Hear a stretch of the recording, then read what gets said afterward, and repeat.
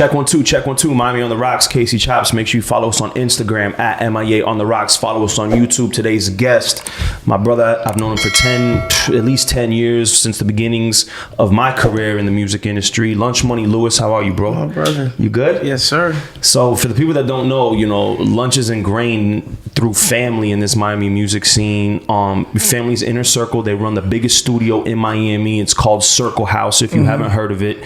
And you've done everything, bro. I feel like when we met, it was during the Bottom of the Map times where you were in that group. Hell yeah. Damn, how old were you when those times? Bottom of the Map. I was fresh out of high school. Like, I think I was like 18. Okay. Yeah, so I got out of school. I remember when I left, I was at Beach High my senior year, and I remember telling my moms, I was like, yo, I want to get out of here. I'm going to get a record deal. I'm going to get on, da-da-da. My pops was like, you got to finish school. I was like, nah, And I ended up, shout out to Miss Clark. I remember my team, my guidance counselor at Beach High. She probably, she see this. I love her. She was like, you should just let him, let him leave. He seemed like he got a plan. He got to, She encouraged the dropout? She encouraged it. She showed love. I think because she knew, I kind of knew young, I guess, from growing up around music, what I wanted to do. I'd already started. I'd already been writing. I'd already been, grooming myself, to try to do something when I got out of this. So when I left, I was like, I joined Bottom of the Map 2 months later. Zerk was in the group first, and then I left and I started helping them with songs, jumped on a song, and then it was I was signed 4 months after I dropped out. So that was your first for real experience into the music game, was with Bottom of the Map? Yeah, Bottom of the Map was my first time. I got a deal at 18, so it was my first time being signed, and I had never, that was it was at the time when getting a record deal was I got a record deal, I'm about to be Hove or something, it was that time where you get a deal and you so I remember getting that moment, and it was a good learning experience, man. I learned a lot about the music business that I didn't know, the intricacies, the record making. I got to work with a lot of people that became lifetime friends that I've made records with to this day, even Tehran from Rock City, tons of friends. I got to work with Static Major, a lot of people that I never thought, through that. So that experience was that shit was crazy. It was amazing. Lunch, I sometimes still play that record, right? Oh yeah, What the Business? Yeah, that was a good record, bro. Static Major, God bless his dead, he wrote that record for us when we worked with Static on maybe 6 records on that album, and he did What the Business and a couple other records, and that was just amazing. I always say, even me as a songwriter now, I got to be around so much talented songwriters that I kind of soaked in so many gems from just being around people like that. So, and I'm gonna be clear again, Lunch, your family is Inner Circle, and Inner Circle did the theme song for the show, Cops, Bad Boys, everybody knows it. And your family runs the biggest studio in Miami, Circle House. And for the people that don't know, it's 2 cribs and it's studios, but it has a house. Your family is Jamaican, an island vibe, that home. That home yard feel. Yeah. The funny thing is that being around that young and seeing the evolution of my pops moved from Jamaica and came here, and they had another studio. They had a studio in Miramar, I think, when they first started, and then they originally, got the studio just for the band to work, and they had one house at the first time. The house was a 1-bedroom house. It's funny, I never really broke down the Circle House thing because I'd still figure out things. I was really young, but they had one house with 1 room, and it went from them working there to, let's turn it into a business, let's try to rent it out. Because if you go to Jamaica and you see how even the Marleys and all of these people, everyone kind of operates their own space, like a crib vibe. Because back then, having a professional running studio in a crib was it was unheard of. But it's really how they come from the island. Everybody kind of has their own studio, and if Caribbean people, they love to build, they love to buy the land and build on their house. And so when they got to going into North Miami and that area, and just doing what they did there, I feel I always say I feel the whole city is Circle House babies, because we developed the studio. I ain't gonna take the credit, me, but that studio facilitated so much talent in the city. They gave back to the community. It wasn't it is the community. If you see Po' Boy started there, E-Class just with Khaled, and I came out of there obviously with Fam Cool and Dre came out of there. Now even to the Ben Billions, so all of us kind of was the roots, because there was no really black music scene. There was Luke Records and stuff, but there was nowhere a studio dedicated that wasn't charging those other guys rates. It wasn't like corporate. No, it felt family, and it was like seeing people that look like you, that are from around the way, and we in North Miami. It gave a lending to like the city as far as like the music scene. So it was like everybody's home base at one point, you know, from all the labels, the Slip and Slides, the Po' Boys, the Khaled's, the, you know, I was there soaking up all these gems, and Cool and Dre, you know, came out of there, and the Red Spiders in that era was like the talent was birthed there, because I think the Gorilla Tag, everybody, because you know, my pops coming from the production value too, he always saw talent in other people, like we need to support the community. So it's like, Circle House was just a special thing, still is, and it just groomed a lot of my, you know, I got to go to school, basically. It was college for me. I want to paint the picture for people as well. When you walk into this house, it's like a regular neighborhood, and you walk into this house, you can go into the A room, but then you can go to the back by the pool, and they have cabana studios, so you could record a song, chill by the pool. It's a and vibe, I watched it like piece by piece grow, which was like dope for me, even going into my own just section of my business and everything that encompanies LunchMoney. I learned it was like school for me.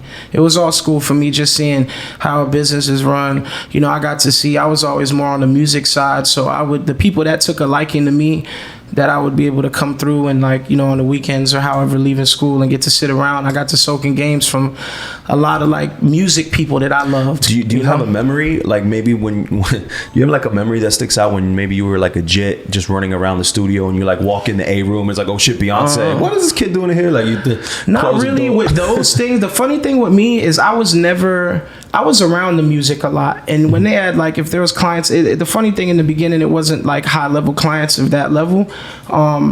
I always attached to the music people, like, you know, Salam Remy named me LunchMoney, and I was always more gravitating not to like celebrity. I always was such a studio kid. I played drums. I was always, which plays to who I am now. I was always attached to music makers. So I learned to appreciate the people that people didn't know, that I got to see who were the people who when you look at the credits in the back who's of the booklet. making the music, like who's engineering the music, who's creating the sonic of the music, who's leading the songwriter. I got to see those intricacies of those people, and those are the people kind of that I gravitated to still to this day, being that molded me kind of into the things that now it's like I always was more interested in those people than the people in the front, because I was like, yo, who's this guy telling this dude what to do? Who's laying his vocals like that? Who's doing this? Guy got more power in realisticness of the music than the person singing it. So I was always like, I want to be that guy. You know, I don't want to be that. I could be that guy too. Obviously, I'm in that guy in a way too. But I like, that's who I really like, you know. Got you. Yeah. So that was kind of like my whole thing. Like,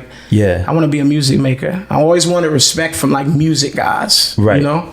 And then I remember, man, and I want to bring up another record, because in that time, you know, I would call it, in my year, maybe Circle House's prime, when it was also that time when Gorilla Tech was popping, and you had the grind mode, you had that Miami sound shown with Ball Greasy, and then you came out with Get Grown, and I was like, bro, that was my favorite one out of that sound, that era. You know what I'm saying? And I take that, because Shown, I'm So High. I mean, Tech was literally like putting 6 of them things out at one time. At one point, it was like the sound of the city. Yeah, that was fun. That was just that Juke era, you know. Us doing the, you know, going to the early Rolex, going to Coco's, performing. You had to work it in the strip club. That era was like with Wham. You know, Gorilla Tech also did Wham. So it was like me, Rama, Berg. We all come from that era of Miami, just like working in the streets and handing the CDs out and moving around. So it feels like, coming from a DJ, we're gonna get super. By the way, this is gonna feel like me and Lunch are just shooting the shit. I'm about to get really geeky with my talk, but from a DJ, it feels like we're the only city that's not afraid of tempo, like fast music. You know I mean, we dance. I mean, gangsters will be in the club, gangsters, street dudes will be in the club bopping. You know, what they following them, you know, we come from that, not scared to have a good time, from the Pac Jam era of people like having fun. Even from the Miami bass, but you go to that Juke era, it's still very fast. 120, it's fast music. Everything's fast. Fast life, fast city. Exactly, but no other city in the world is like that, where they embrace fast tempo like that. You know what I mean? Hip hop wise, like, oh no, big time. It kind of plays to our city. You know, we just like, you know how we fast. The women are fast. The cars are fast. Everything. The culture, fast, the weather's music good. fast. You know. Damn. Yeah, you gave me the good. That's good. I like how you. Don Julio. Yeah, that was a nice mix. With the glass clean. Thank you. Okay, appreciate everything clean, Lunch. Mm-hmm. So, man, do you have any like early memories as far as like, you know, you were gravitating to the writers, gravitating to the producers. Yeah. Do you have like a memory of maybe with Timbaland or like a big time A-list? You know what's so funny? When I was coming up first, like my brother knew I could rap. If anybody knows BB, you know, he kind of knew I could rap. I wasn't showcasing it. I never was a dude even coming up like where I went to Circle House and was handing my demo out to everybody. I always really would go outside the studio and people just hear that, yo, your brother's talented.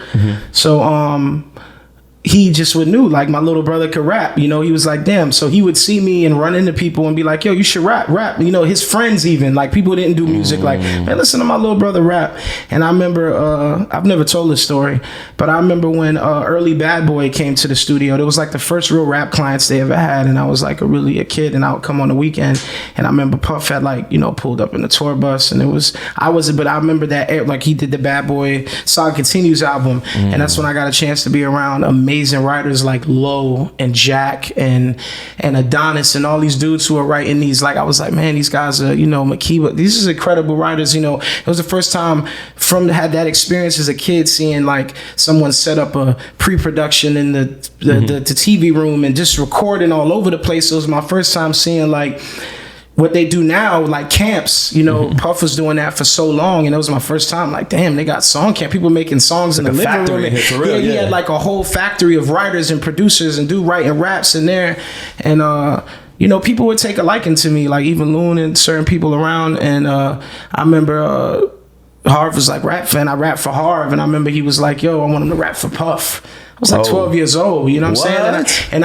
I you know, I didn't know nothing. I was coming from school just hanging out with my brother. Yeah. And then, you know, I remember rapping for Puff, you know what I'm saying? And he was like, oh, you're nice. You know, he was like, yeah, this, you know, he gave me a nod. He didn't sign me the next day and lift me up, but he gave me a nod like, yeah, I see this kid grinding, you know, he dope. And then I just got to, from that, it always encouraged me to just be around, you know, and I took a liking to just Jack and Low and how they were writing these choruses and these hooks. So I always say like that experience in my life through going through Circle House and being blessed with that opportunity was like college for me. It was literally like my music college, and I'm thankful that, you know, people gave me the opportunity to go and get it. Like, you know, I was around it and I harnessed the opportunity of learning, and now I just apply it now. You know, I apply it to like what I've been doing the last, like, you know, maybe 10 years of like my stuff, LunchMoney and everything I've been doing. And you've always been like moving and shaking, making music, and people in the Miami scene have known you for a minute, but I feel like recently in the past maybe 3-4 years, that's when things got international for you, right? Like you had that hit in, I believe it was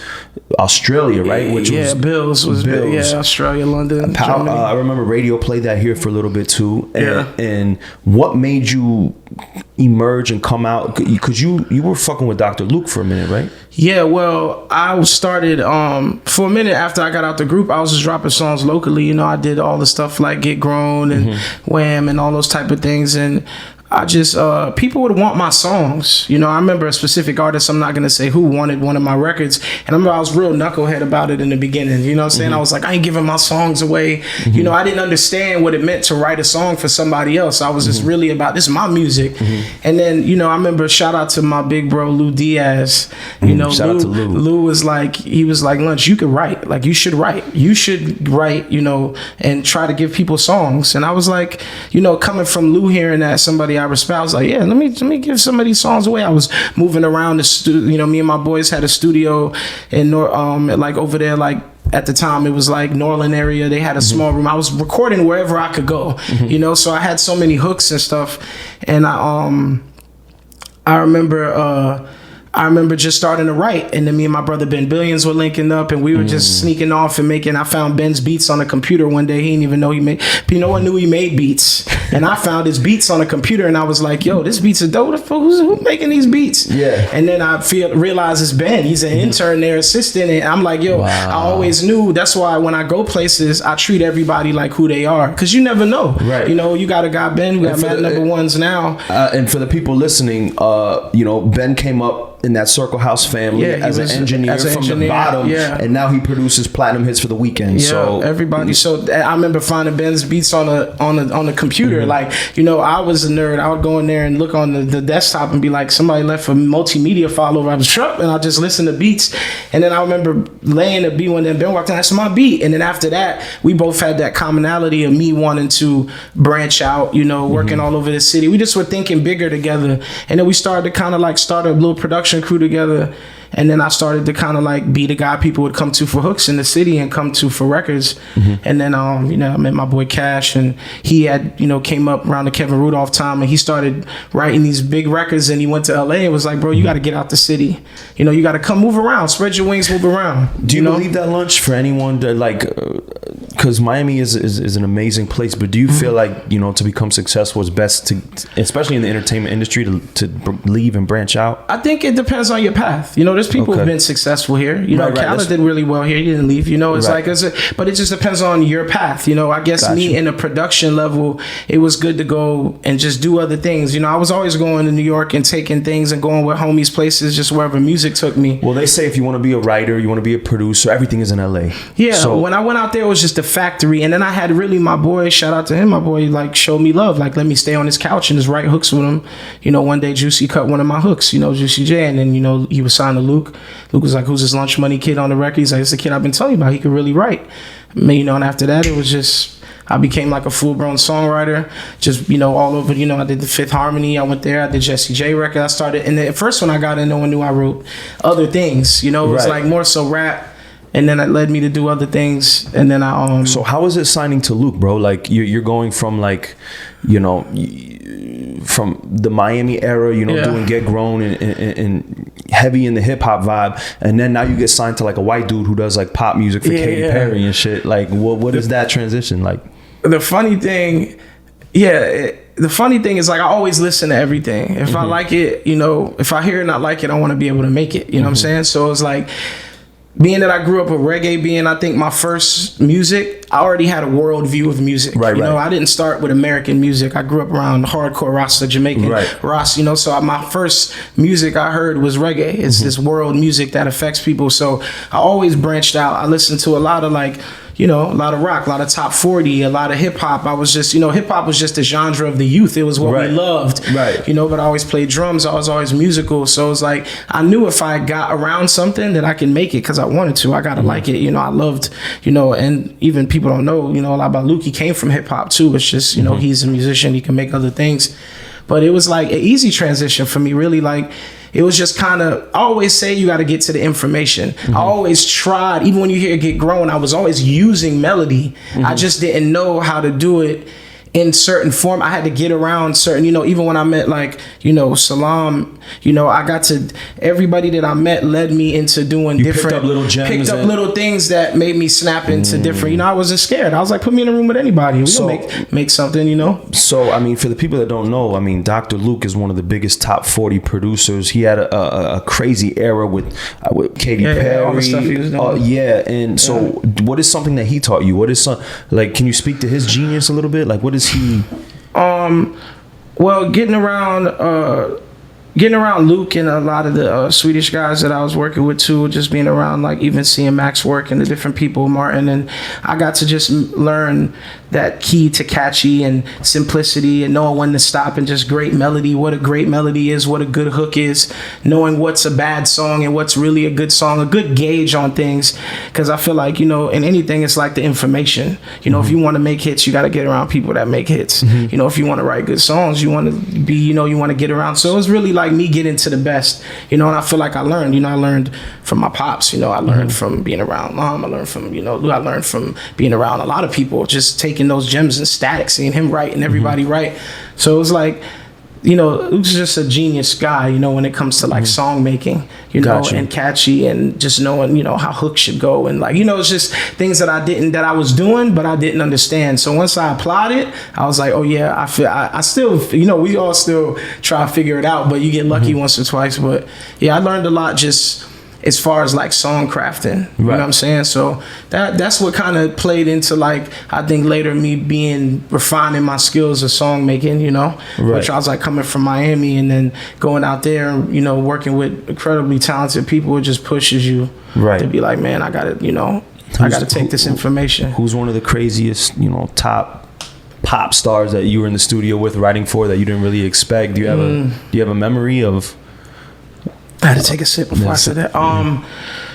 I mean, I've worked with so many good people the last years, man. People, I mean, you know, I've even with my, you know, working with Megan, with making sure One Direction, and working with Maroon 5, and working with, you know, just a lot of that big list of big pop, you know. You know, I recently, like, I got to work with Nile Rodgers last year. For me, that was a big deal because I'm such a big fan of him.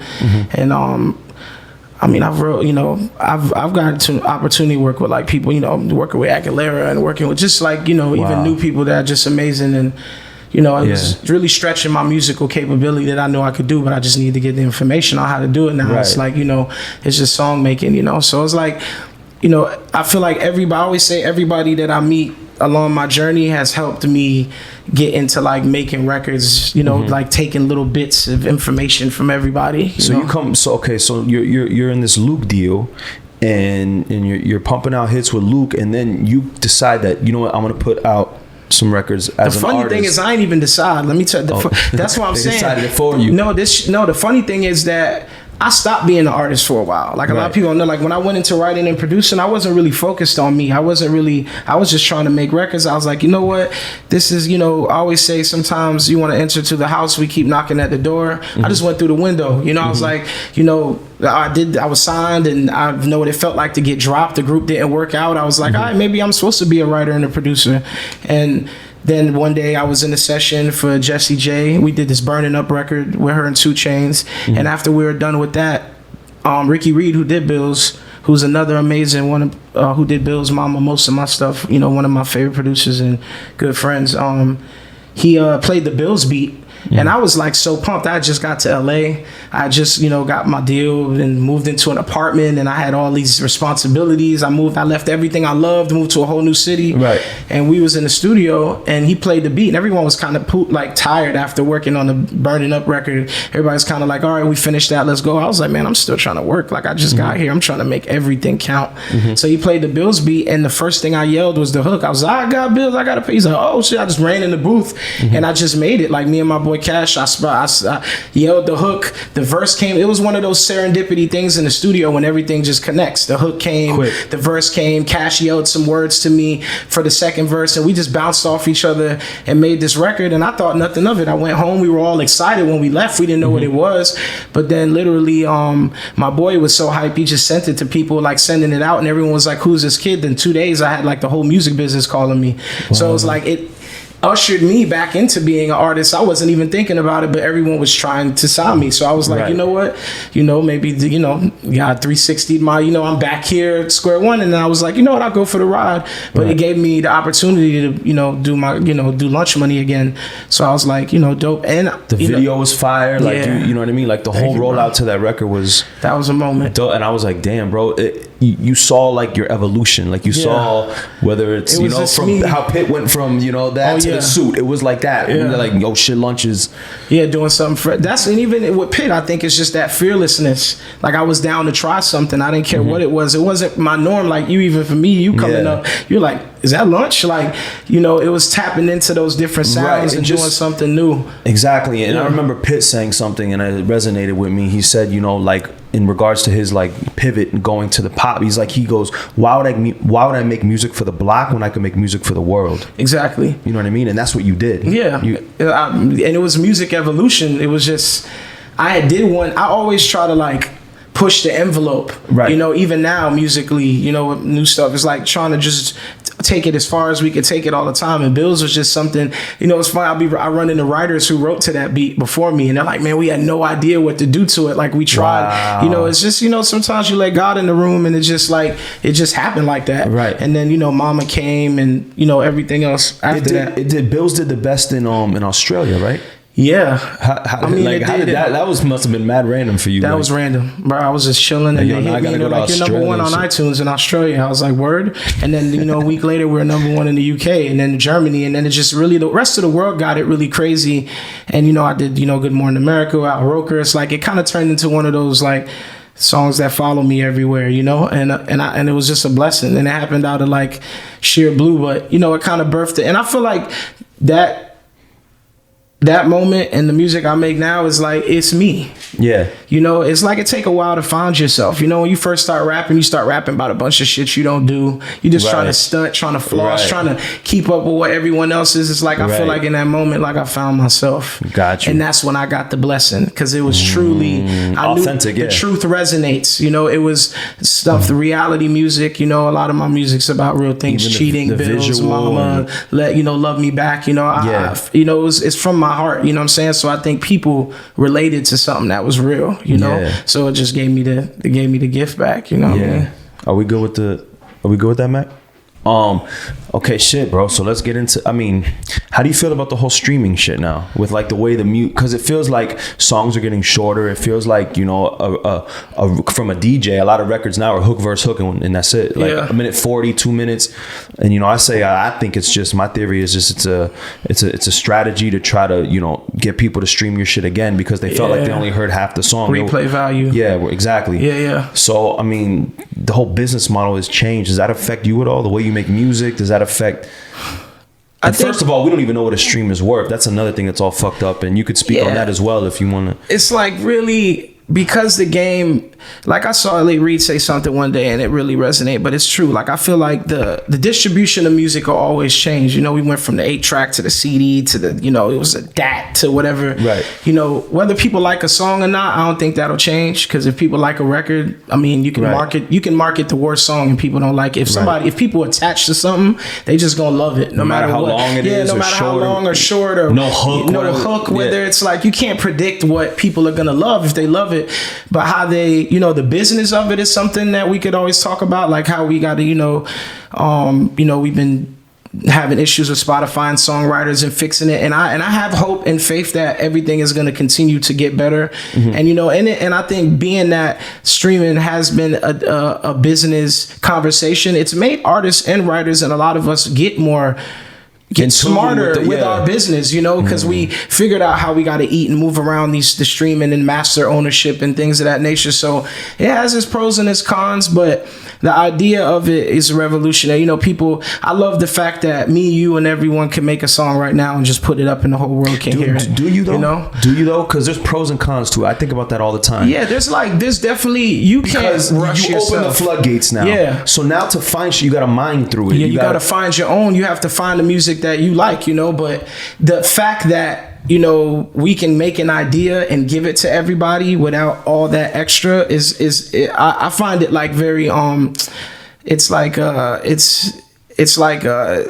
beautiful feeling. You know what I'm saying? It's euphoria, and just knowing we could just go make something on the laptop right now. All of us in here load it up and put it out. You're right. That's like, But then I think you're gonna take a little quality hit, because there's gonna be a lot of quantity of people just making a bunch of bullshit. But the good music is going. Right. Like no gatekeepers, it scares me. You know what I'm saying? Yeah. Like there's no rules anymore. No, we need. And I feel like there's no musicality is lacking. Like before, the gatekeepers would be like, you had to be really good back in the day. Right. And you need to know music to be able to come in this secret society that we got. You got to be good. That's facts. But now kids are getting through that aren't really even talented. Nah. So the audience is getting brainwashed by this terrible, it's not terrible music, but it's I don't know how to, No, I know what you mean. It's like, back in the day, if you was in Motown, you only had 2 hours in the studio. There wasn't no 3,000 hours. You got your own laptop. You had to sing it perfect. It was on a tape reel. They reeled the tape once, and Aretha had to sing. And if they caught it that day, they caught it that day. It took 15 hours to re-reel that tape. Right. So, of course, now with Pro Tools, we can sing the same thing 1,000 times. I tell singers that all the time when I'm working with them, take your time. We got all day. We can do 1,000 takes of this thing. Exactly. And so you could take one word from each take and just make it combine. And just, talent is always going to be talent. Mm-hmm. But at the end of the day, like, it's like greatness is greatness. You know what I'm saying? It's still trying to catch that lightning in a bottle. You know what I'm saying? So it's like, I feel like, you know, nowadays, you know, because it moves hyper fast, there's going to be a lot of quantity, but you know, I feel like we still need somebody. What I feel like now, what I think is coming back into the conversation, what I love is like real like A&R work, like people who really care about the music, who are going to get in there and make sure everything is right and pick the right beats and go through the right hooks and comb through it.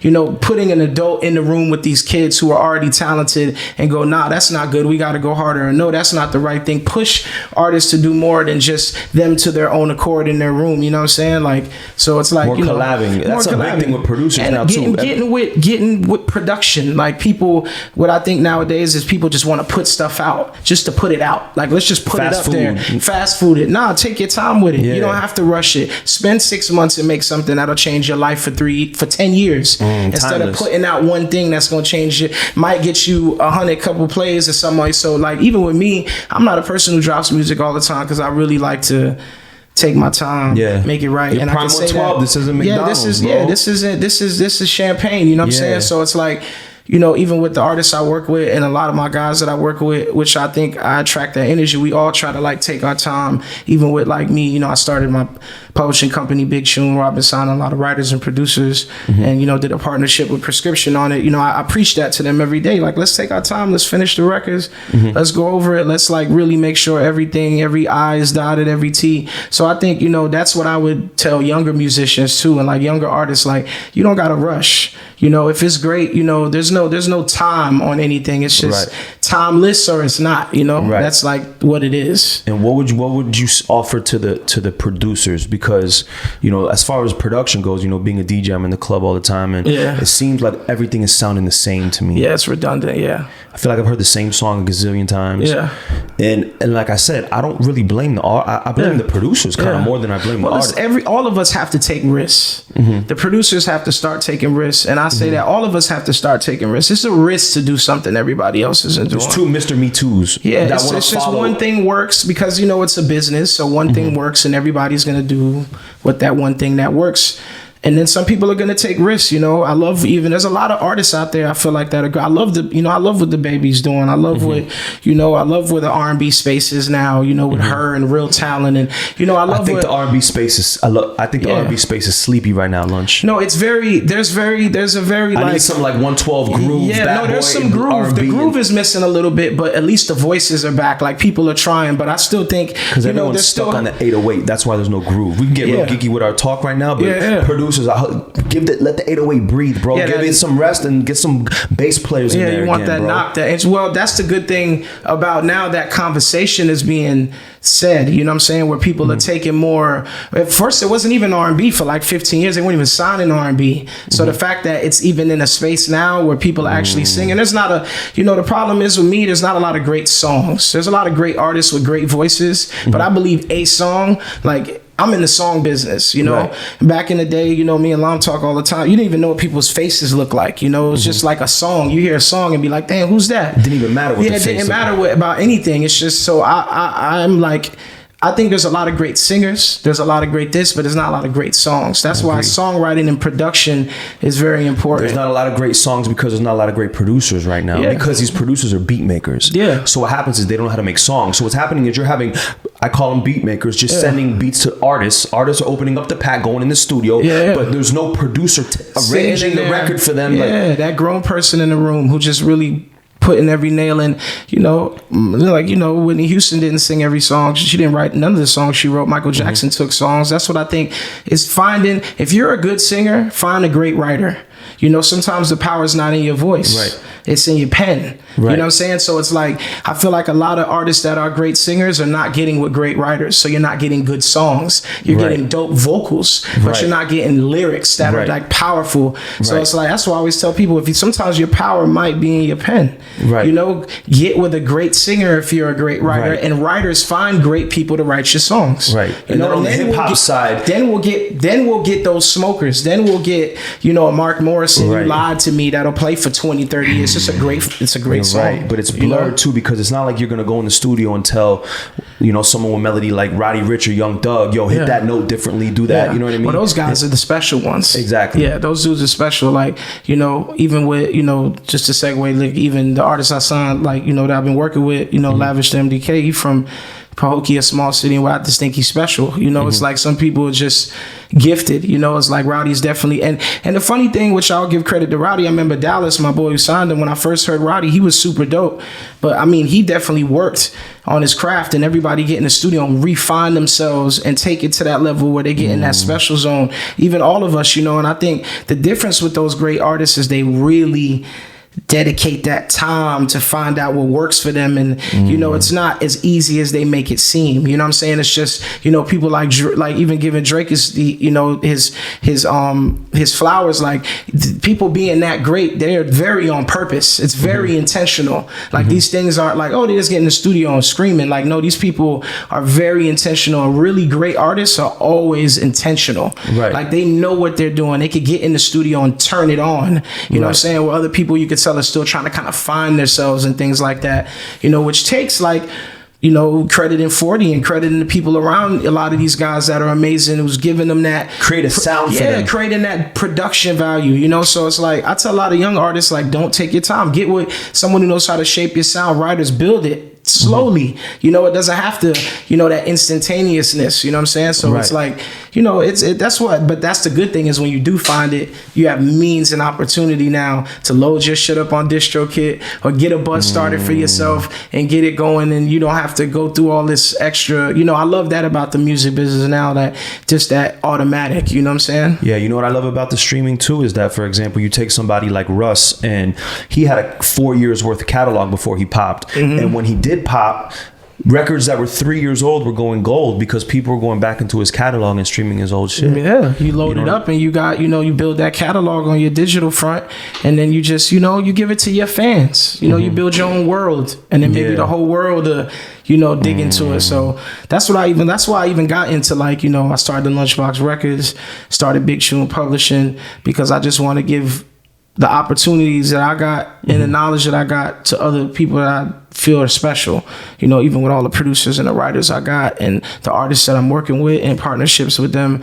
It's just trying to, it's the whole point to me is like, once you get, you got to give. I'm not going to hold all this information. I'm going to try to get someone else in a position to get their stuff off. So that's what, that's why, and I feel like Miami, we don't have we have so many dope producers and music that we've contributed to the music industry as far as writers and producers, and we're not really spoke about as much as people should really give us credit for our production value from Miami.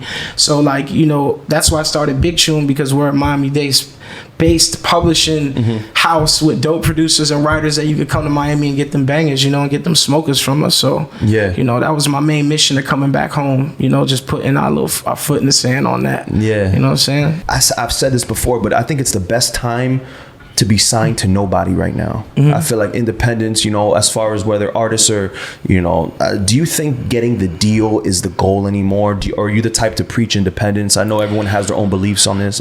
Yeah, I preach independence, but I preach getting things that work for you. I see a lot of guys get online now and they kind of out where they used to be signed to before and things like that. But those bumps in the roads and those things that you learn is what got you there, even though shit like Kanye, of course, is one of my favorite artists of all time. Of course, everyone on all of our top 5, top 2 lists, most influential. And I noticed when he came out and was, doing this thing about the publishing, there's a pro and a con to that. Of course, him being where he's at now, he wants to fix his situation. But who knows if he would have been here if it wasn't for that situation. When I ask a lot of writers and rappers and stuff who want to do, and I preach independence, know your business, and there's good deals, but what is a good deal to you? What is a good deal for you? Right. Are labels really helping you nowadays? It's not even, only with partnerships, it's just even being a new producer and a writer, if you can get with people who can give you the information, and if you're gonna, I preach independence if you're gonna hustle. Gotcha. If you gotta hustle, If you talent and you just talent and you know you're not a hustler, you just really a talent. You need a team. You need a team. You need people that are going to push you, and people are only going to want to get in business with you. You know, but if you're a person who got extreme hustle, you can shop your own beats and you're going to make them phone calls and you're going to be all over the place like a lot of my homies who did it independently, then yeah. Okay. But if you're a person where you know you strictly talent, get with people who are going to protect you, do good deals for you, and do a good deal, get your lawyer and do something that's fair, you know, because there's people out here who need that. You know, you got talent and people have zero hustle. Some people are just good at making music. So you need a good manager. You need a mouthpiece. You need a business. You need people around you who are going to push you. So I always tell people when they come to me like, man, I don't want to sign to nobody. I'm like, why not? Right. You know, what is the reason why? Do you have a plan? If you got a plan, yeah, I'm not even going to interrupt you about your business. But if you don't got a plan and you just walk around saying, yo, I ain't gonna sign to nobody, it's like, then how are you gonna get in anywhere? Where are you gonna maneuver? Yeah, exactly. You know what I'm saying? So I think it all like matters like for who you are. Gotcha. You know, and what's your game plan? You know, if you master P, yeah, you can work it how you work it, but everybody ain't P. Everybody ain't Puff. Everybody ain't Hov and Dame. Some dudes need that mouthpiece. They need to just be talent. You know, so I'm about me even personally is I love to meet talent. And so if they who do you think help, you are? Are you the type that likes to fall back? I think I got a splash of everybody. Okay. You know, even with my guys, like I fight for all the people around me because I know how I've had some years in the game where I could lend good information, but I'm a little bit of everybody. So you're cool with stepping into the business space and being a businessman and kind of I'm cool with being an artist. I'm cool with being a writer. You know, I'm cool with falling back. Okay. You know, I'm cool with all of that. It has to do anything with music. You know, got you. Because you know I just love talent, man. Even me being a talent, I love hearing something special and just trying to help. Right. You know, like no ego, sometimes for nothing. Just, you know, just it's you know, I love being a part of people's stories. You know what I'm saying? You know, when you look up a lot of great artists from like Sam Cooke, you know, Sam Cooke was a part of a lot of careers that people don't know about. You know, a lot of these guys was, yo, he could sing. Yo, you should put, I got a deal for you right here. The alley-oop. Like, that's what a lot of great artists, some who don't even talk about it. You know, people don't even know I played songs. A lot of Miami artists and people for when I was in rooms that they probably wouldn't be in, you know, brought them up and things. So I just love, that's why I started Big Tune and Lunchbox, because I wanted to put people in those positions. So now, like you said, you started, you know, those entities, and now like doing the boutique thing is kind of like the wave, the boutique label, and you got your team set up, you got the facility that you opened up. So what's the goal? Get these hits. Like how does Lunch move in 2021 if he feels like he has 2 hits in his hand? What do you do with these? Do you go to radio? Are we still doing that? Are we trying to fly the playlist Spotify guy in the private jet somewhere to Vegas? No, I mean, get him some cocaine and hookers for the weekend. You know what I mean? Like, what are we doing? Like, I mean, right now, I mean, I'll even say with like, you know, I'm gearing up my new stuff. You know, Lab's dropping a new mixtape on February the 17th. So we just gearing up the good music, you know, shooting the videos and giving it to the people. You know, of course we got, you know, dope marketing strategy behind it and things, and some brand, you know, I love brand partnerships. I love getting with other brands and like cross branding the new artists with other brands that are up and coming and brands that are already big. So you get that double promotion, you know. I love, you know, dropping the visuals and the trailers and making that, you know, Instagram, just really connecting with the fans and growing slowly or growing fast. It depends on how much they love the music and what record takes off or what reacts, you know. So it's like really, you know, setting a plan, following the plan, and keep executing it. How do you feel about radio nowadays? I think radio is still important. Terrestrial is still important, you know. You know, that mom going to school with her kids, that soccer mom, she's not gonna look on New Music Friday. Spotify playlist. Nah, she doesn't exactly. She's not on Apple searching the browser to find. You know, for the average person, they still want to turn on the radio and hear bop. You know, they still want to hear. They need to be told what the hits are. Yeah, but you got to work to that. We don't have to go straight to that anymore. We can build it. I look at Spotify like how we used to hand out CDs. You know, we just building our platforms and our fan bases, and then as it slowly grows, you know, we cool with being patient. You know. Because we want it, I want to be here forever. So it's a different game I'm playing. You know, I'm not really doing for the hot flash of like quick. I want us to. You're not doing TikTok dances out here, Lunch. Nah, and I'm not mad at that. You know, whatever gets the records going. You know, we have TikTok campaigns and things that we do, but it's more natural to the artist. I don't force anybody. You're not forcing a challenge on us. Like I preach to, you know, a lot of the artists and my homies and our whole crew all the time, like things we need to be doing, but I'm not going to force anybody to be anything they don't want to be. You know, you might want to. Some people want to be on singing covers on there. That's how they do their marketing. They sing covers with their fans. That's the cool thing about where we're at, is that you can figure out what's your thing and work any content, you know. And just me, I'm more of a music person. I want the songs. I want it to be potent. I want it to stick to people. And see, that's the problem. You know? Me too, Lunch. And that's the problem with all this type of media. Yeah. You have to kind of be like a celebrity. The artist is just part of it now. You know what I mean? You gotta be the TikToker. You gotta be, and music, there's a art to that, but you could be. You don't know how they'll accept you.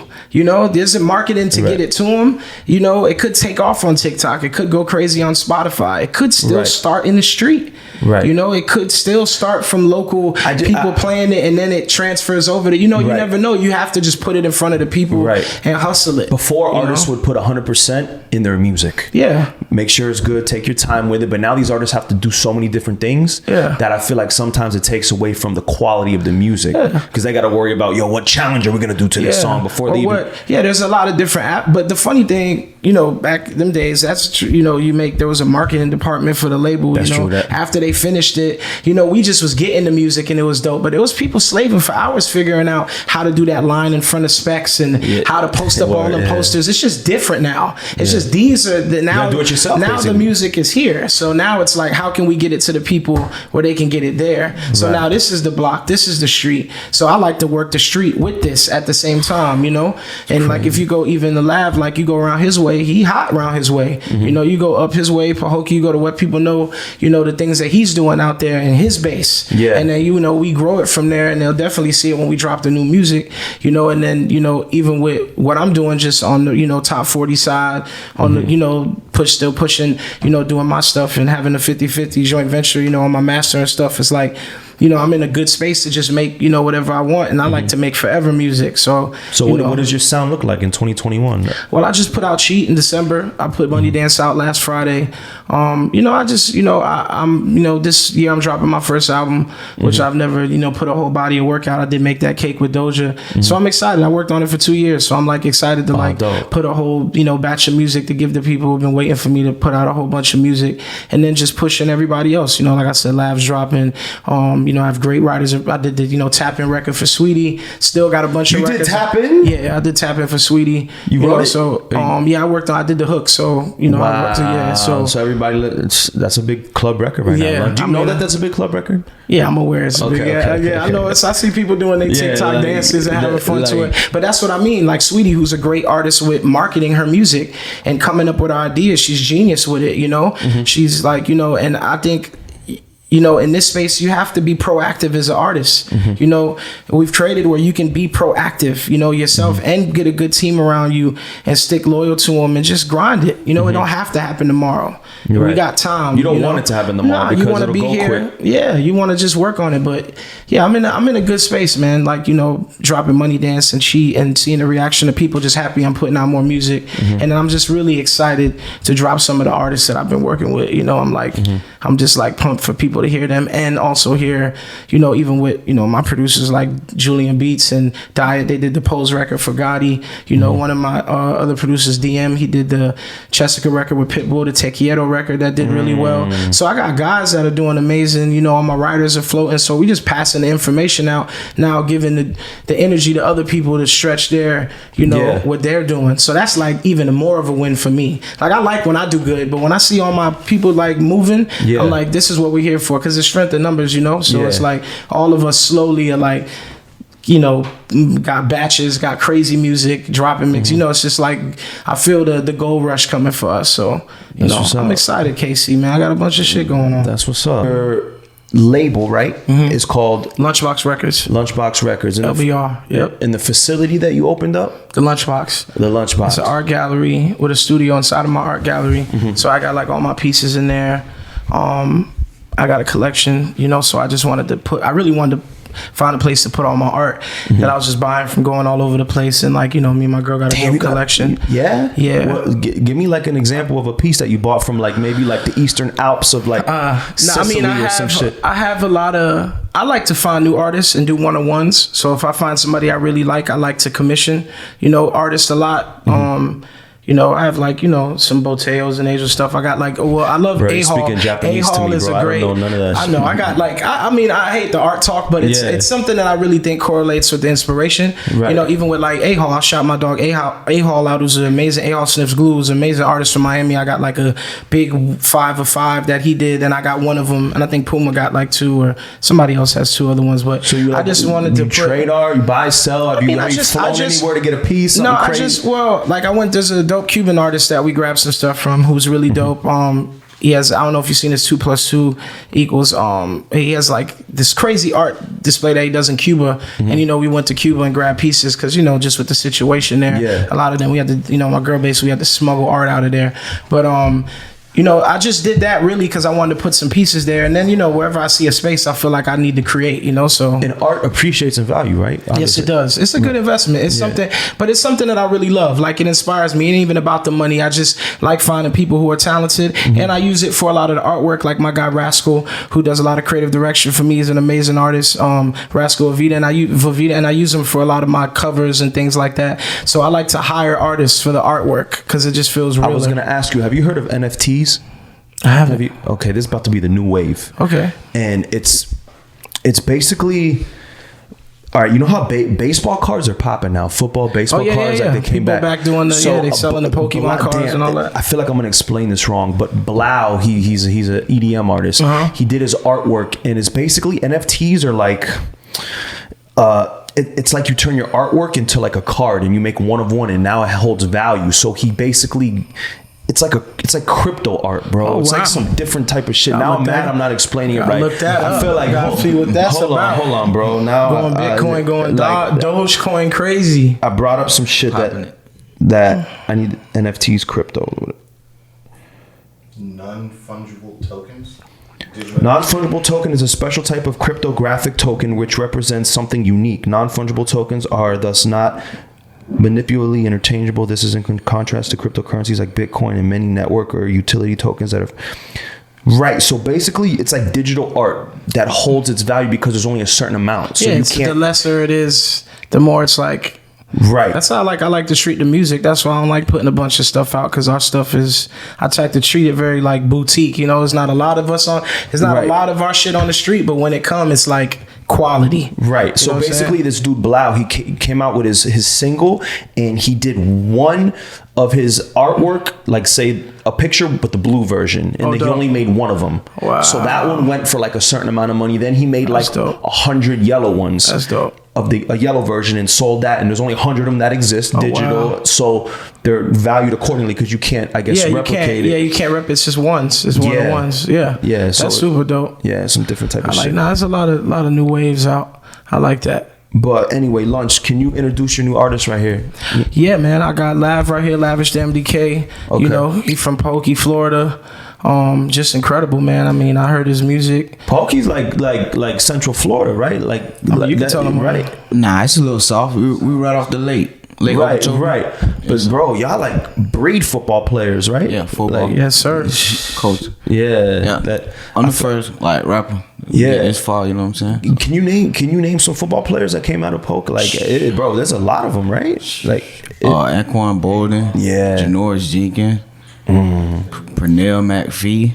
Fred Taylor. Bell Glade. You know, it's a lot of guys. Have you been into football at all, or you did music? Yeah, I grew up playing football. I played football really since I was like 7 years old. Yeah, all the way through 12th grade. That's like everything over there, right? Yeah, but I came to a crossroad. You know what I'm saying? I had to make a decision. Cause like I was doing music early off, like at like 12, 13 years old. So I was doing it all through high school. Then like when it was time to go to college, I just made a decision like I'm gonna follow my heart on the music. You know what I'm saying? I don't want to go to school no more. So who inspires you? Like your music growing up? I think just church, really, bro. My uncle beat the drums, like coming up, like church. Really, I think it started in church. You know what I'm saying? Then as I got older, was there like an artist though that I just found a way to vent through the music, bro. Gotcha. Like I've been through a lot. You know what I'm saying? We've been through a lot, moving over to West Palm. You know what I'm saying? Just I think the music just it was a venting thing for me. Like I never did. Like when I started doing music, like I never was like, oh, I want to get in the game. I want to be a superstar. It was just like something I ran. It's like therapy for you, and just kept doing it. You know what I'm saying? Over time, I got, you know what I'm saying? Got good now, when I first heard him, like, you know, somebody played me his music, and I just was like, I just was a fan. Like I just got his mixtape and I played it every single. You got that ear, so you know when something is like music. No, when I played it every day. Like when I heard it, I just couldn't take. I played his mixtape every day. Right. So I was like, I gotta meet him. Like, you know, and ever since I met him, he like my fan. You know, I just wanted to see. I always wanted to be there, just helping him or whatever you need. Like, you know, let's work. So it's just like, and he just, it's just like when you meet somebody, like it was kindred. You know what I'm saying? Because we a lot like with the music. He takes his time, but it just was like I was bothering. I was like, what's up, man? Come down here for poet. Let's work, man. Bro, like, kind of mad. I haven't heard any of his music. So. Can you describe like for somebody who hasn't heard your music? Can you describe it to somebody? Just real life, real feeling, real emotion. Okay. You know what I'm saying? Like I gotta be going through it, even like let it out. You know what I'm saying? Would you consider it like R&B-ish? Is it? Can you not put it in a box? Is it trap? You really can't put it in a box. Like I can rap, I can sing. You know what I'm saying? I can mix it. You know what I'm saying? Well, in 2001, when you did the song, baby, that was 17. Yeah, 2017. He put a mixtape out, and he had a record with Lil Baby. That went crazy. 2017. Then him and Kodak worked on a record around the same time, right? 2015. 2015. They did stuff. So he's young, you know, he talk like, you know, because he laughs like a young dude, but he's been putting in work in his side of town for a couple years, and you know, he has his whole following up on his side. Okay. So me coming from Miami too, and him being from up north, you know, being from Pahokee in that area, like it's just that Florida connection, you know what I'm saying? And me being a Miami boy and him being like, you know, from Palm Beach and up that way, I was like, man, we just gotta connect. So it's like we've been rocking ever since, and just, you know, knocking stuff out. People been calling me left and right about him, so we just been being patient and just, you know, but he got, you know, his new mixtape coming. That's March or February. Yeah, the 17th. Yeah, 33476. Hey. Shit, crazy. Yeah, I'm that crazy. Was it like working with Lunch? Oh, it's awesome. You know what I'm saying? Just like he said, like when he moved to Cali, you know what I'm saying? It's like my first move, like outside of where I'm from. So it's like Miami, expanding, you know what I'm saying? Learning more, being around the guys, the writers, producers. You know what I'm saying? Just like finding myself within this system as well. Cause like he said, I can go in the room, lock myself in the room and make a record, but it's like, now how do you add the guys around you or from the team to make the machine run smooth? To make it work. Me and Ben Billions actually work with Lav too. When I played him for Ben, we both got involved, so it's really me and Ben just, you know, pushing Lav and working on his new tape, and you know, just about to go on a major run with him. So I'm just like, you know, and you know, if I endorse like a rapper, like he just, you know, it was too crazy, you know. Yeah. That's what's up, bro. Can you shout out your social media? Tell everybody where they can follow you. Lavish the MDK. That's Facebook, YouTube, Instagram, Twitter, everything. Lavish the MDK, Gmail. Okay. Everything Lavish the MDK. Have you been in the clubs in Miami yet? Are you 21 yet? Yeah, I'm 23. I just turned 23 like a couple days ago. So. Okay. What's your favorite spot so far? What was the Rush? Gold Rush. Yeah, I've been taking them to Gold Rush, and Tootsie's giving them that run. You know, we went out one night, you know, and Tice was playing a couple joints too, and showing love. Shot and Tice just spinning some stuff out. So we just been working kind of the digital stand front too, because there's a lot of his fans are like, you know, on the internet. So it's like, you know, we just been finishing the tape to put out this new music, and you know, just go on this run with the 33476. So yeah, it's the first really. He's like the first artist off the Lunchbox, you know, and with Ben and with our, you know, our collaboration together on artists is the first time, you know, we really put our, you know, we behind somebody. This is the first time. So I'm excited about just, you know, getting him out to the world. And he's already put a lot of groundwork on his own, you know. We just came to just like add more to the flame, you know what I'm saying? Just turn it up. Damn, you know, I gotta listen to the music. I'm giddy. I'm like happy like a jit. I'm like, yeah, we dropping music. We put stuff out. We get a live going. That's why it's like, for me being in the game for a minute and even having my success, it's just fun just watching other people like Lunch rock. You know, when you're getting everything ready for him, are you reaching out to people to try to get collabs collabs with him, or you focus on let's build the sound by ourselves and do a project by ourselves? We've been building the sound ourselves. Like the thing I love with Lav is he got a lot of integrity. You know, he's not prideful, but he's integrity with his music. He's he doesn't always feel the need to do this and do that. He wants to hone his sound. He wants to work on his sound. He wants to put his music out. You know, and a lot of people. So you're not a follower. That's good, bro. He's not like a clout guy. You know, but a lot of artists when they hear him, they want to work with him. You know, he was on Baby's tape that just I think it went platinum. How did that happen? He's about to get in the Afghans. We just on the street level. He was popping before he popped off. Before he had his record. You know what I'm saying? We was hearing about him. Just having that ear for the next thing. You know what I'm saying? So what do you do? Do you go to Atlanta? He comes over here. You how do you get in touch with him? We went to Atlanta. Actually. Okay. Yeah. And you had a plug, or you knocked on his door? Like it was a plug. It was a plug. I forget who. I think it was Real Network Promotions. You know what I'm saying? Shout out to them. If I'm not mistaken, but yeah. And then when Baby and them heard him, and then, Q Up P, all of them were like playing the song crazy, Vision Clear. It really popped off in the street. And that's kind of what initially, like even when we go now in certain places, I hear it. I'm like, damn, it's like they playing Vision Clear, it's like just one of them joints. And that was I think that was one of the first songs I heard from. I heard of Ben Ballin', but that was like, man, this shit, like, who's that? You know what I'm saying? And usually now, even when we walk around in these rooms and we play his records for people, they just like, who's this? Artists want to collab with them. People, it's really easy. I don't really got to sell it. It's like, it's if I'm saying it's that good, So, we just pushing, man. We pushing. We know we in for and that's what I love about him. We have that kindred spirit with music. Like I said, he likes to he took his time on this new tape. Man, we finna win, man. We gonna go. We going up. You know what I'm saying? So he took his time. You're not in a rush, bro. That's important. That's a good quality to have, bro. Because a lot of people just want it quick. They want that microwave success. They want to cut corners and. Nah, this is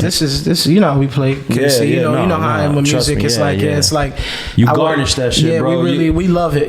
That's the one thing with Big Tune. Like even all the guys, we love. You gotta love it. We love it. It's a shot. I always feel like I gravitate to people like that. I gravitate to people who love music. So it's like we can't lose. Feeling, bro. That feeling when you get goosebumps. Exactly. You know what I realized, bro? I feel like most people don't have that feeling. That they can't get that feeling. They don't feel music that way. It gotta be from here. Yeah. We gotta get out of here and just start going from here. That's been a conversation of lately, and I'm glad that's becoming like a trend. And we do great marketing and pushing campaigns and stuff, but we do definitely make sure the music is potent. Right. You reminded me, bro. I wanted to play this clip from Diddy, and it resonated with me so much. And it reminded me of just like I think I saw it when Puff was talking about the God in music. Right now, and the problem is we not making R&B. We going deeper and deeper into the new hole. Puff don't come with the soullessness and numbers. People going in there, they making numbers. How many can I stream? How many wait. followers can I get? How many likes can I get? How much love can I get? You know what I'm saying? Socially. That ain't what it's supposed to be. How many hearts you could move, how many goosebumps you could give, how many tears, how many babies you can make. Facts. They can make. You know what I'm saying? And it's not a musical formula. It's something that gotta come from the spirit, from within, from God. You know? And Puff come from that too. He one of the leaders of, real R&B, real hip hop from here, you know what I'm saying? Yeah. So I always been like that. Do you think this is actually good because I've been wanting to speak to like someone your age, 23 years old, your peers around you and the music that they listen to. Do how do I word this?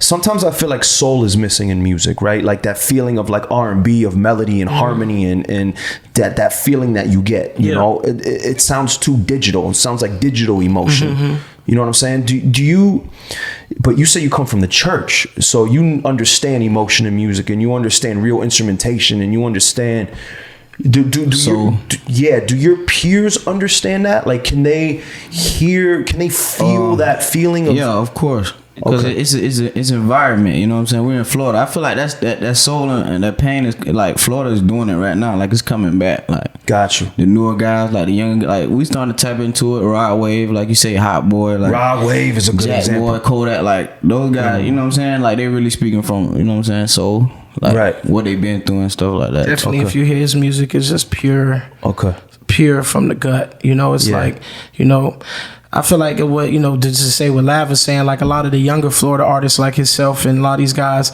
you know, we make real street emotional music, you know, like a lot of the Florida rappers from, you know, like he said himself, Rod, Kodak, these dudes don't make music about like they chains and they cars, you know. Us Florida, like our, you know, Miami and Florida, we make like trick like music from the gut. So I think that's kind of like what makes, you know, even the melodies and, you know, these get like, even him, when you hear the melodies and the soul that these dudes is coming with, even with Lav, like it's just that it's definitely a thing from our state and like what we generate. It's like real thug pain music, you know. And the cool thing, even with, you know, like I don't make the music Lav makes. Like we make two different styles because we come from two different experiences. But you just, you know, when it's real, it hits you. It don't matter what, you know, what it is. It transcends language. It transcends environment. We come from two different worlds, and we relate a lot on a lot of things, you know. Music. So it's like, it's that music. It's like when I heard his music, it hit me. I was like, yo, this is like, what's that? And that's how I know, you know, it's a testament of where we come from. And then what it is now is just getting in and putting that polish on it, that we can get everybody else to get it too, you know. See, so that's something that these new artists don't have. The guys like you that could put the polish. That's on where the production value comes in. That's the record. That's the single. That's what we need to work on right there. That one got the feeling, you know. This needs a better mix. Yeah, this needs a, you know, just those key little things that turn up what we doing, you know. And he's really easy. He's got a gauge, you know. I don't got to do, you know, he does what he do, you know. I'm just here whenever he need me, you know what I'm saying? So it's but you know, that's what I'm trying to establish with everybody we all working with, just like real, you know. And then we gonna put that, you know, we got some TikTok, we got the fun stuff, you know. My stuff is fun, last stuff got stuff fun, but we just trying to make just stuff that really touch people. You know, we want to just really hit them in the, no matter what it's about. You know, I'm not in the business of sad music, you know, like, you know, LunchMoney is very fun and very for your mom and your dad. And then, you know, Lav is just like really for the streets. Talking about for fun, people, like fun and like the music that we grew up with, Lunch, I want to ask you a question. Do you think a new version of like Miami bass can come back? I definitely like think so. Tempo, like if some new young kids visually make it dope, have some women and some tempo. I feel like the new generation is afraid of tempo, like fast music. Everything has to be double time down. I think it could come back. I just think of how it's done. I did a record with the City Girls last year called Pony, where I was just kind of experimenting with that. I might have been too early or too late, but like a 150 beat, you know what I mean? Yeah, like fast. Definitely. I think it just has to be done right, you know, and it depends on the artist. You know, I'm like a risky. I feel like I've done things that were a little early, and then I seen someone else do it. I was like, damn, I was early. But it just takes risks. It takes people who want to take risks. That was the cool thing about music. You know, it's just people who are trying to do other things. Exactly. I like the artists who try to experiment with a new sound, and now people want to follow the sound. You know what I'm saying? Well, that's how you change the sound. You do it, experiment with it, and then everybody follows you. Future comes out with a song with a flute in the beat. Now everybody wants to make flute beats. You know what I mean? And the funny thing, it really hasn't changed. In the 90s, there was a lot of imitation Timberlands, a little imitation Neptunes, a lot of imitation Kanye's, a lot of imitation Just Blaze, imitation DJ Chopz. Whenever a sound is popular, people are going to gravitate to it because that's what's working. You know, and then within that, you can find yourself. But imitation is the best form of flattery. It's the way people hear something that's working and want to try it. Because it's always, if you go to the 90s, there was a bunch of groups that sounded like Total. They didn't sound like Total, but they tried to. Groups that tried to sound like SWV, rappers that tried to sound like Hove. There was 9 rappers that tried to sound like Jay, or sound like Nas, or sound like Trick, or sound like T.I., or look like T.I. Like hip hop and commercial value music is always going to have that, but there's going to be them special ones. There's going to be them special songs. That's a key quality, Lunch, I think, are the artists who aren't afraid to experiment and try some shit. Just try some shit. Go to Mars with it. If it doesn't work, we scrap it. But at least we try to do something new and start a wave. You know what I mean? Start a wave. So it's just taking risks. Some people don't want to do it on their first try. Some people do it by accident. But, you know, it's just, I always look for the next thing. I just look for, you know, I don't like everything, but when I do like something, like even when I heard that, I was like, I like this. This is it. This is shit that's real. This, you know. How do you feel about Lunch as far as you know, me being a DJ? I feel like we're missing that early 2000s, that classic Power 96 era of reggae, that crossover reggae, that Wayne Wonder. I feel like we're missing that. You know what I mean? You get some of it in the Latin world, in the Latin space now, but it's so much cross genre now, man. Like if you hear some of the new things that the Y'all Kids is doing in Jamaica, they're blending the rap, you know, with the drill, there's no genres anymore. You know, everything is so genre bending. You know, like even him, you know, Take Back the Live coming out of Pahokee, coming out of a small town. Before it had to be you coming out of New York, LA, or Miami, or you come. Now we getting what Nevada sounds like in rap, and what somebody from Cleveland sound like, or people from Africa or Spain or Afrobeat. The genres are now, it's about, which I love with music, it's about a Latin artist hooking up with a reggae artist, hooking up with a rapper. You know, it's not. And radio is losing their mind because they have that old model where it has to fit in a box. Top 40, hip hop, Latin. But what do you do when the baby's making music with Justin Bieber? Yeah, what do you know, it's just, that's how music has got to. That's what, it's beautiful now. You can literally make what you want, figure out how everyone's gonna like it. You know, you don't have to, you know, and then they'll catch up later. You know, you don't have to, you know, do the whole, like you said, just fitting into a box thing. So it's just like it's a little different, but a good song is a good song. That'll never change. No matter what genre you mix. If you do bagpipes on the beat and mix it with R&B, if the record is good, people are gonna like it. You never can fake if people are gonna dance. They're gonna dance. I just hope songs don't turn into 14-second songs, TikTok songs. You know what I'm saying? Then you get a sicko mode. That's 8 minutes. You know, you know, it just it depends. You know, it really depends. It's crazy that with that Nelly sample, I think my butt getting big, and the Bust It challenge. Bro, I heard that record a gazillion times, but only the first 10 seconds of the record from online. I go and I download it. I'm like, yo, this record is hard. Like the whole record is hard. And because I played it in the club. TikTok is really discovery based. It's all just to discover things that you like, and then you go into the catalog. You know, you get those little clips on those little dance videos, and the next thing you know, you get deeper. You hear Live on a clip on TikTok, and then you go into his catalog. You're like, this shit dope. So it's all, people are like, you remember back in the day we had to like find our favorite music. Now people can just discovery base it, and then you don't know, you might end up meeting your new favorite artist. You know what I'm saying? So it's like, you know, it's just from like Morocco, and you don't even know. Now TikTok is a new mixtape. It's the new this. It's the new way for people to just discover things. And then if you want to like it, you like it. If you don't, you don't. You know, if you think for 1 million songs that come out on these DSPs every Friday, crazy. You know, there's only a few that people attach to, because that's just the truth of, if a song is going to be liked, it's going to be liked. There's no way around it. You could put 10 million into marketing or put $0. If people are gonna dance, they're gonna cry, they're gonna fall in love. It is what it is. The streets gonna like what they like. You know, that's never gonna change. You know, how they get it, that's gonna change into music. How we get it to them, that's always gonna keep flipping. You know, but whether they like it or not, that you can't even buy that. You know, it's just, people like the shit. Do you feel like the rules kind of get bent a little bit? I'll give you an example. When I first heard Blueface, I was like, yo, can it be music if you're offbeat?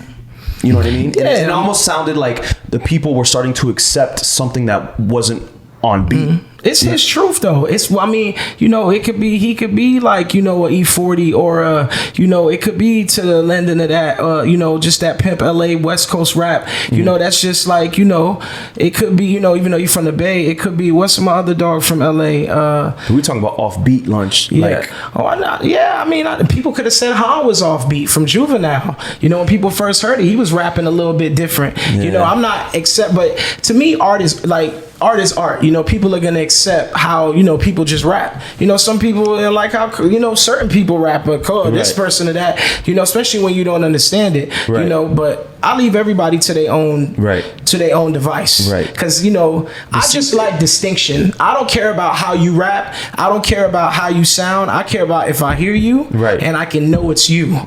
That's what I like. I like distinctive voices. Like when I heard Lav, like you can hear them out of people and be like, you hear that ad lib, that, you know, that's Lav. You know what I'm saying? Or you hear Blueface, that's Blueface. You know, you hear Amy Winehouse, that's Amy Winehouse. Like, I like distinction. I don't care how you deliver it to me, but even if it's Blueface, I'm like, you know it's Blueface when you hear it. That already is the win. I just wonder, what's the next rule that we're gonna break and accept it? Let's break them all. Break them all. off key. We turn off the auto tune. Now forget it's off beat. Now it's off key. Yeah, now we. And are we allowed to say, oh, this is right? Now all the kids are rocking with it because they're young and they don't even know what on key music anymore. Yeah, and now off key is the hype. But that's I might kill myself. Yeah, no, I know, but you gotta remember, hip hop is a young man genre. You know what I'm saying? Yeah, it's for young. They dictate it. What I'm saying is it's great that there's no rules, but it's a problem that there's no rules. Yeah, I'm of the belief that we need rules. We need some type of rules. But that's the thing about hip hop. Like, even with him, like, we talk about music all the time because he's 23, I'm 33. Right. You know, so we have, I tell him about artists that he never heard of, and then he telling me about what he like.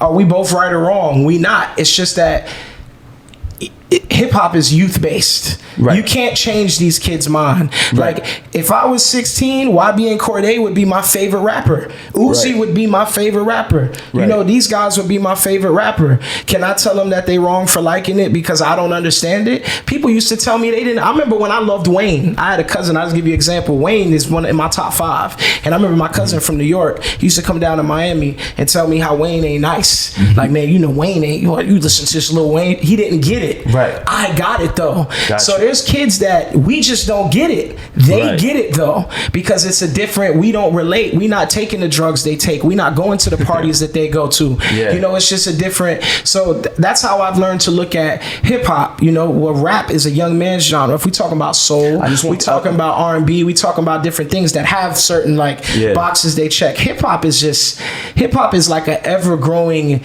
life form. I'm gonna need these kids to take uppers again, Lunch. I'm tired of the downers, bro. No, because everything is sleepy. No, that's bro. why I like I like the 24 Karat record. I like Mood because when I heard it, while we in the mood, it felt good to hear a song that was like in the major chords and doing shit like that. Artists to do cocaine again, Lunch. Yeah, that's what we need, bro. I'm tired. They doing coke. They just mixing it with other shit too. Yeah. But I'm a big believer in like letting the kids be the kids. I've always been like that because I was a kid like that before. Arguing with guys like, you don't get it. And they like, man, that shit whack. I'm like, what you talking about? Like, this is the best shit. Wayne is the nicest rapper. This is the best. This is the best shit I ever heard. Tell me some, I want to hear like from a 23-year-old. Tell me like an artist that all the old heads love and you're like, man, he's whack. I don't know, man. I don't really call nobody whack because art is art. You know what I'm saying? Hey, you're good. He even got you media trained already, bro. But he really. But that's what I'm saying. Like, we kindred. Like, I appreciate things for what they are. Because some things are whack. Some things you can say, yo, this is trash. Right. But for the most part, if it got to me and a group of people like it, I always try to figure out why. Because it's like, if then 3 people like it, if I see 10,000 people like something, I want to know why I seen 10,000 kids singing this. Right. Maybe it's maybe I don't get it, but I need to figure out as a music maker why. And I feel like a lot of music makers get stuck in that whole, this is whack. No, I want to evolve with the music. I don't want to be left behind. I want to hear the new sounds. What are they listening to? What are these kids like? I don't want to knock them. The bar got to go up though. No, I'm going to be hard on them. We got to raise the bar musically. We can't lower it. But the thing is funny. The more you lower it, the more people think that everyone can do it. No, everyone. Yeah, that's the thing now with the accessibility. That's already here, though. Yeah, a lot of people. People are gonna. That's what I'm saying. Everyone's gonna dog. The music is already lowest common denominator. So now anyone thinks they can make music. Think about how many people right, from the 90s or whatever in the 2000s who told you they rap, but they didn't know how to make music. Right. They weren't supposed to be rapping either. Your homie who came up to you like, bro, I got bars. I'm telling you. Right. That guy has a laptop now. Right. That's the only difference. That all your homies, in the neighborhood be like, bro, I'm finna try this rap shit. Them boys ain't got laptops. They're trying, and you know what? They might sneak one out, because of that belief, that hustle. It's a shot. Are you gonna be here for 20 years? I don't know. But that's gonna determine your longevity. Your talent is gonna determine your longevity. Everybody can sneak one. Right. Anybody can make one. You can get lucky once. You can go to the jackpot and just pull it and be like, oh shit, I put 5,000 in Bitcoin in March. I put 5,000 in Tesla. Did you? I didn't. See, I played myself. Somebody else did. You a stock guru now? I'm not a stock guru, but I've had friends for years tell me about it, and I always didn't, but I started to play around. That's what I'm saying. We have to, when it comes to evolution of art and life, I like to move with the times. Right. I like to keep what I learned from the past, but we have to evolve. Exactly. And that's what I like about, because what Thug and these dudes do are very innovative to me. Right. People can knock it or whatever. Well, it's soul at the end of the day. Yeah, you can't argue with Thug. There's a million, besides the Supremes and Anita Baker, and the Supremes and Marvin Gaye, there was a 20, 30 artists out on Motown that had hits that we only heard one, from them and things like that. That's the thing, is like, it's the everybody ain't Michael Jackson, right. Somebody's Marvin Gaye, somebody's not even somebody's Gerald Levert, right. Somebody's a Temptation, it's music is vast, you know what I'm saying? So it's like I look at it very vastly, you know what I'm saying? I never looked at it like, man, I don't like what they doing over there. I'll be like, damn. I always looked at music like, why do they like what they're doing over there? And then I want to figure out how to incorporate that in some of the things that I'm doing. Right. That's how I evolve as a writer. I never been like, those dudes got left behind. Those dudes in the 90s who were, I have all the respect for in the world, but they didn't. They were fighting what the new guys were doing. They got left because music is an evolutionizing organism. Yeah. It's not gonna, unless you play jazz. We not jazz musicians. Where jazz has extreme rules. And you play the flute, you read the sheet, and that's how I go. Yeah. But we in there banging on stuff. We just trying to make shit that just sound like whatever. Just and it evokes, it just hits you like bow. So that doesn't take rules. That takes and that's what these kids are doing. They just get in there and just letting you have it. Yeah. So it's like you be like, what is this shit? What is that? But that's how it's supposed to be. Right. They made it for you to go, what is that distorted ass 808 and this nigga off key and it's flying through and it come on in the club and you like, why is this shit ringing like that? Yeah. I was like, I'm impressed, by some of it. They're still trash. Don't get me wrong. Right. But some of it, I've learned to accept it, and even being around Lab, he come from that. Even though he got an old soul, it's just like, I don't want them to think like that. Fuck us. Fuck the older dudes. I'm not super old. I'm still a young guy, but we're like the middle. I look at us like the middle child. Yeah, no, there's 19-year-old, 17-year-old kids. I was that kid before. Yeah, who like older dudes was like, man, what the fuck you making over there? That shit ain't music. I'm like, yes, it is. Yeah, it's my music. Yeah. If you don't like it, guess what? Turn it off. Yeah. You don't got to listen to it. But you can't stop 30,000 kids who are like, this is my shit. Yeah. That's just. Yeah, that's how it is. You know what I'm saying? So that's my quarrels about music and stuff like that. It's just keeping it going. Yeah, you know what I'm saying, and then finding what I feel like he is like special. Right, you know what I'm saying? What's up? Lunch, plug your social media. Plug your. Man, LunchMoney Lewis, everything, Instagram, Twitter, everything. Look up, Lunchbox Records online. Look up, Big Tune. We just, KC, we just keeping this music thing rocking. Okay. And I don't have artists in here. I haven't had an artist on my podcast. Oh, so we the first. I got a gazillion rappers in my DMs. I'm like, yo, I'm not fucking with y'all, man, I appreciate that, so, bro. You know what I mean? And shout to KC, because I know KC for a long time, and DJing, product. You always are doing something new, bro, and I love that. So I want to give you your flowers too. You know what I mean? This, man. You know what I mean? Like trying to find our space on the media side. Yeah. Like with radio changing and everything shifting. Now you got podcasts, and out of Spotify, 75% is people listening to music. 25% is people listening to podcasts. Podcast coming up. My TV stay on podcast. I gotta tap into now. I be having I got them all. They're lit. Fellas, I appreciate you guys coming through. No problem, Lunch, bro. The door is always open whenever you want to pull up. You know what I mean? Mind me on the rocks, man. Mind me on the rocks. Whenever you want to pull up Lab to Brick, I'm there every Saturday. Club is like this in Wynwood. Okay. Bring some of your music. We'll launch it, make a movie. Man, let me plug it again, though. Lavish to MDK, 33476, February the 17th. I'm serious. I love it. I mean, it's to me, it just feel like what, the streets need it. So, especially from his side, they've been begging for new music from him. So, he worked real hard on his tape. We got videos coming, all type of everything coming, dope collabs coming. But right now, we just giving you full Lavish 100%. So, There it is, Mommy on the Rocks.